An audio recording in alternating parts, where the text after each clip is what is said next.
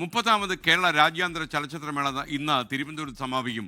കേന്ദ്രം വിലക്കിയ 6 സിനിമകളുടെ പ്രദർശനം ഇന്നുണ്ടാകില്ല. ഇന്ന് വൈകുന്നേരം 6 മണിക്ക് മുഖ്യമന്ത്രി പിണറായി വിജയൻ സമാപന ചടങ്ങ് ഉദ്ഘാടനം ചെയ്യും. മേഘന മുരളി ഈ രാജ്യാന്തര ചലച്ചിത്രമേളയുടെ വേദിയിൽ നിന്ന് നമുക്കൊപ്പം ചേരുകയാണ്. മേഘന തിരുവനന്തപുരത്ത് നിന്നാണ് ചേരുക. പറയൂ മേഘന.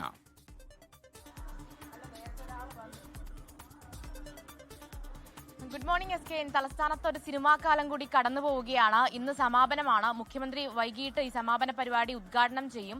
അത് IFFK കുറിച്ച് പറയുമ്പോൾ ഒരു സമാനതകളില്ലാത്ത, ചരിത്രത്തിൽ ഇതുവരെ ഇല്ലാത്ത പ്രതിസന്ധി കാലഘട്ടത്തിലൂടെ കടന്നു പോകുന്നു. അതിൽ 19 സിനിമകൾക്ക് ആദ്യഘട്ടത്തിൽ കേന്ദ്രം ഒരു വിലക്ക്, അനുമതി വൈകുന്നതുമായി ബന്ധപ്പെട്ട പ്രശ്നങ്ങൾ ഉണ്ടാകുന്നു. അത് വലിയ തരത്തിൽ അത് സിനിമാ മേഖലയിലും അതുപോലെ തന്നെ ഈ IFFK വേദിയിലും ചർച്ചയാകുന്നു. അതിനുശേഷം സർക്കാരിന്റെ ഒരു പ്രഖ്യാപനം വരുന്നു. എല്ലാ സിനിമകളും പ്രദർശിപ്പിക്കണമെന്നുള്ളൊരു പ്രഖ്യാപനം സർക്കാരിന്റെ ഭാഗത്തുനിന്നുണ്ടാകുന്നു. അവസാന ദിവസം അതിൽ നിന്നും പിന്നോട്ട് പോയി 6 സിനിമകൾക്ക് വിലക്ക് തുടരും. അത് പൊളിറ്റിക്കൽ ക്ലിയറൻസ് ലഭിക്കാത്തത് കൊണ്ട് 6 സിനിമയ്ക്ക് വിലക്ക് തുടരുമെന്നുള്ളൊരു നിലപാടിലേക്ക് എത്തുന്നു. അങ്ങനെ ചലച്ചിത്ര അക്കാദമിയും സർക്കാരും പല ചോദ്യങ്ങൾക്കും ഉത്തരം നൽകേണ്ടി വരുന്ന ഒരു വിവാദ അന്താരാഷ്ട്ര ചലച്ചിത്രമേള കൂടിയാണ് കടന്നു പോകുന്നത് എന്നുള്ളതാണ്. മറ്റൊരു കാര്യം എന്ന് പറയുന്നത് അക്കാദമി ചെയർമാനായ റസൂൽ പൂക്കുട്ടിയുടെ അസാന്നിധ്യമായിരുന്നു. അതും വലിയ തരത്തിൽ വിമർശന വിധേയമായി. അതുപോലെ തന്നെ 2022 ആർട്ടിസ്റ്റിക് ഡയറക്ടറായിരുന്ന ദീപിക സുശീലൻ വലിയ തരത്തിൽ ഒരു സാങ്കേതികപരമായിട്ടുള്ള പ്രശ്നങ്ങൾ ഉണ്ട് എന്നടക്കമുള്ള വിമർശനങ്ങൾ ഉന്നയിച്ചുകൊണ്ട് രംഗത്ത് വന്നു. അങ്ങനെ പല ഉത്തരങ്ങൾ കേരള ചലച്ചിത്ര അക്കാദമിക്ക് പറയേണ്ടി വന്നു എന്നുള്ളതാണ്. എന്തായാലും